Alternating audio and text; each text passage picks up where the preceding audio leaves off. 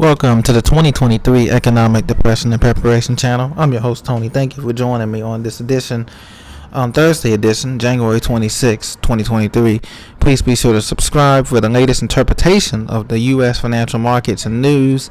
I'm not a financial advisor or planner, but I do seek to be in the preparation mode as we all are going through a 50-50 chance of a recession in the next 2 years. We're going to be talking about, even though the good news, the GDP rose 2.9% in the fourth quarter, recession fears still loom, and also the big tech layoffs, what that can mean for the U.S. economy going forward. As you guys have seen on the news, a lot of the big tech companies such as Microsoft, Meta, some other companies have been laying off 10,000 workers. It may not seem a lot in the grand scheme of the global economy, but that signals that things are slowing down in a lot of different markets around the world. So let's get right into it. CNBC.com, as I said before, GDP rose 2.9% in the fourth quarter. That's more than expected, even as recession fears loom. So the U.S. economy is growing. Ideally, you want to see a 3.5% growth or higher, but 2.9% is a positive rate of growth, and so that is good news. But the bad news is that consumer spending, or American spending, weakened from the previous record, but remained positive. Housing prices have come down somewhat. By an average of 5% across the markets in the Midwest, South, and Northeast, and the West. Unfortunately, it's not falling as fast as people would like it to be, especially first-time home buyers and other things going on. Jobless claims also fell last week. Durable goods orders increased sharply in December, but that's mainly due to demand for aircraft. So Dow Jones was tepid today. It's up a couple of points, nothing really crazy. As earnings season, I told you, continues this week. And you can see the real gross domestic product, or GDP, is up here at tepid 2.9% for fourth quarter 2022.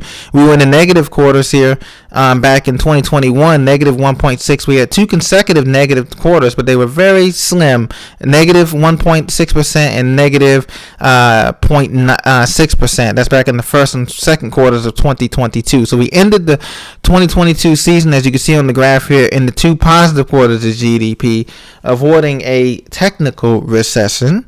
But this year, things are going to get more and more complicated as earnings slow down, and as other things slow down, as in food inflation and gas inflation, price inflation, and energy price inflation continues to go up. The U.S. economy, quote, doesn't look good as GDP suggests. This is according to an economic report from MarketWatch.com. Early signs point to weak or no growth in the first quarter.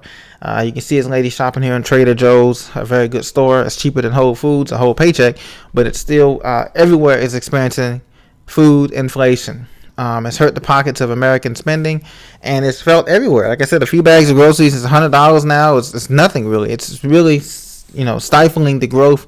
And now with tax season here, cities, counties, townships, municipalities are going to be looking to raise taxes, look for hikes in your water bills, your utility bills, look for hikes and other type of bills as cities, counties, municipalities, states try to make up these shortfalls in revenue that's going to be experienced as people are spending less and paychecks are not keeping up with inflation, as you know.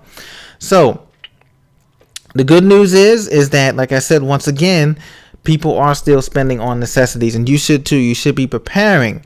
Preparing is the name of the game for everything that can be happening in terms of blackouts or brownouts that have been experienced in other countries. That is going to be making its way westward from Europe over toward the United States. Also, there's going to be shortages in various food items and utility items, as you know. Spare parts for cars, different things, maybe battery shortage, car batteries, or who knows, oil filters or certain oil brands and properties. So that's going to also spill over too. You can look forward to seeing that too later on this summer and this year and next year. Now, the dollar is not going to collapse, but we do have a lot of takeaways from the massive pileups hitting big tech now, according to NPR.com today.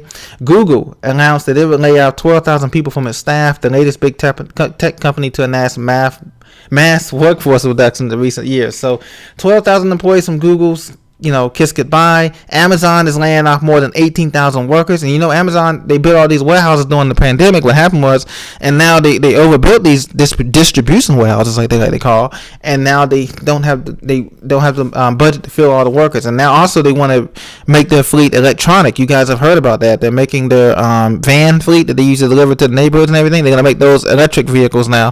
100,000 electric vehicles are coming to your door soon, courtesy of Amazon, the vans for delivery. So they're going going to spend money on that too, infrastructure, and also on automation. So Amazon, Google was cut. Let's see who else is cut here in the Silicon Valley. Microsoft and Meta have eliminated at least 51,000 jobs in recent weeks. And remember, we're just in January, heading into February. We haven't gotten out of the first quarter yet. There will be other cuts in the private sector, and maybe even in the public sector, or not cuts, but a reduction in force, a reduction in not just in staff, a consolidation in staff, more or less in the public sector. But in the private sector, there definitely will be layoffs coming. That will affect mostly right now. It seems like these are affecting mostly the high earners. You know, the top 1% of these companies that earn over $150,000 or $250,000 a year. But that will be spilling over as we go deeper and deeper into this flatline recession. Executives cite, quote, high inflation, pullback in corporate spending, and recession fears. So all those three things what the executive CEOs cite in terms of cutting people. And as you know, tech is a major driver of the economy and the stock market. So if the tech goes down, tech is going to lead the way, ladies and gentlemen, for this next recession, I believe, and heading downward. And then all the other sectors, utilities, transportation, energy, healthcare, government, education, all that's going to, housing, all that's going to crumble next in line like dominoes. So get prepared, stay prepared. I just want to tell you this. Tomorrow we're going to get some more reports on earnings, and this weekend we can get some more reports on some of the earnings of these big companies on the S&P 500, and then we go from there. Look for when there's a rate hike in mid-February to March, early March, and there's an interest rate hike of 75 to 1 full basis point, and that's going to also slow the economy down even further. So get prepared, stay prepared, be blessed, God bless you. Talk to you very soon.